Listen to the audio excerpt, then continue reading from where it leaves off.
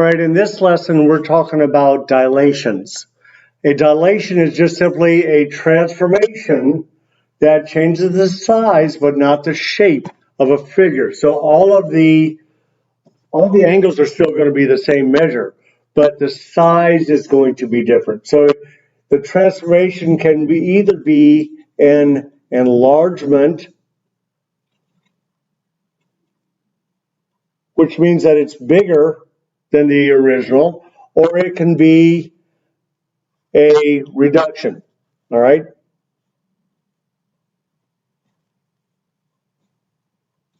Which means that it's smaller than the original.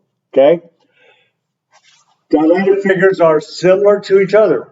Once again, we just finished the lesson on similarity. So if you remember, similar figures have the same angle measures. All the angles are the same measure, and all the sides, all the corresponding sides have the same ratio, or all the sides are proportional to each other. Okay?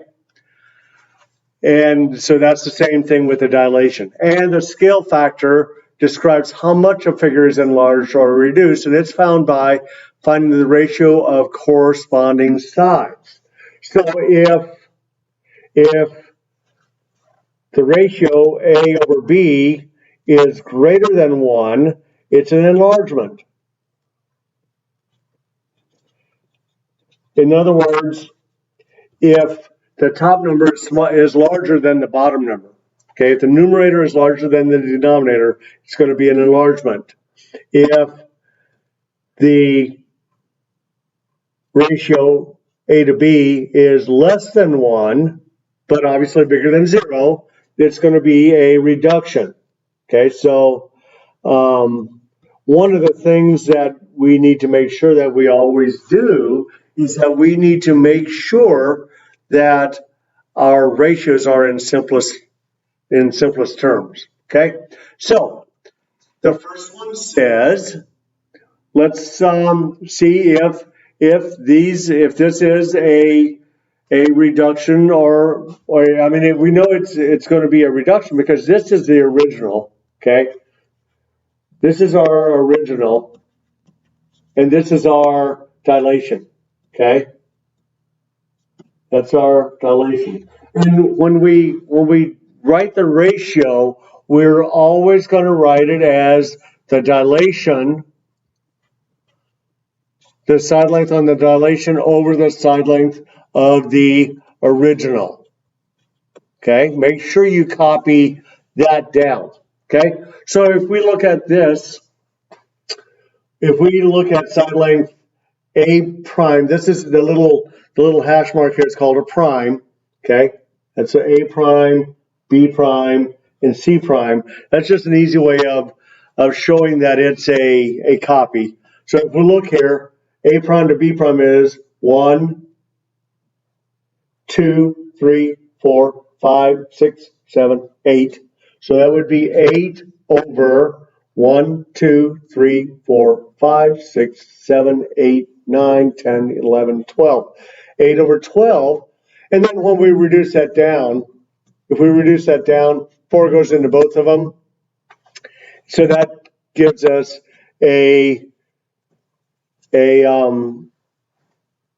scale factor of 2/3. Okay, a scale factor of 2/3, which is less than 1, and so that obviously we can tell that the copy down here, that copy here, is smaller than the original. Okay, so it is a reduction. Okay, next one, we have two triangles. Okay, this triangle over here, this is our dilation. Okay, that's our dilation right there, and this is the original. Okay, and I'm not going to have enough room to write it. Okay, so when we do that, we're going to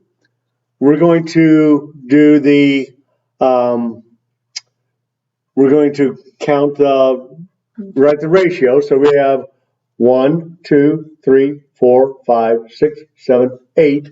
Remember we do the dilation over the original, okay?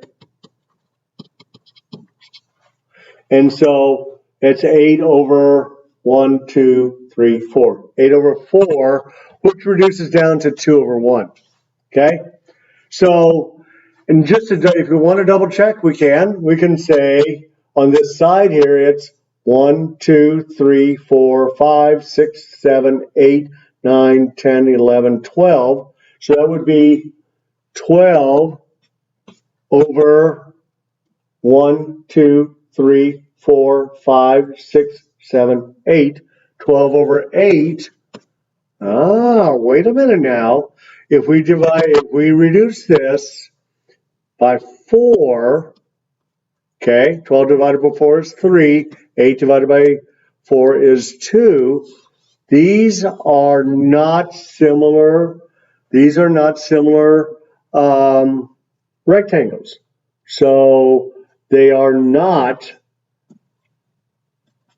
similar. So that means that they're not a dilation. Okay, I know that on the first example that I did, on this one here, I didn't check the other side here. I probably should, right? So I'm going to use red, okay? So we're going to say 1, 2, 3, 4, okay? So that's 4 over 1, 2, 3, 4, 5, 6. 4 over 6, which reduces down to, we have 2 that goes into both of those. So that reduces down to 2/3, which is the same. Okay, so it is a reduction. Okay, but you always should check to make sure that they're going to be the same. Right. So a rectangle has vertices. A is 4, 2, B is 7, 4, C is 7, 0, and D is 2, 0. Give the coordinates after dilating from the origin by a scale factor of 1.5. Basically, all that means is we're going to take each of these numbers and we're going to multiply it by 1.5. So A prime is going to be 2 times 1.5, and it's going to be 4 times 1.5, okay? Which, when we do the math, we, let's see if I can make my calculator smaller. Nope, can't make it smaller. Okay, so I'm going to say 2 times 1.5, which is 3. Nope, yeah, it's 3. So that's equal to 3. Okay, didn't put my point in. And then 4 times 1 point, didn't put my point in again. Point, why is it not putting?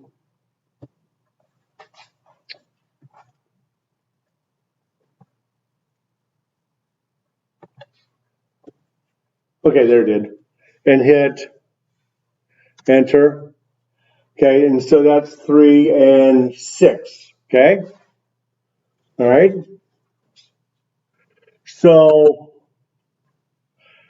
when we're doing B prime, okay, B prime, we're going to say it's 7 and 4. So we're going to do 7 times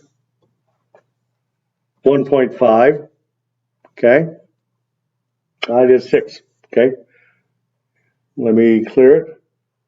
7 times 1.5. It's 10.5.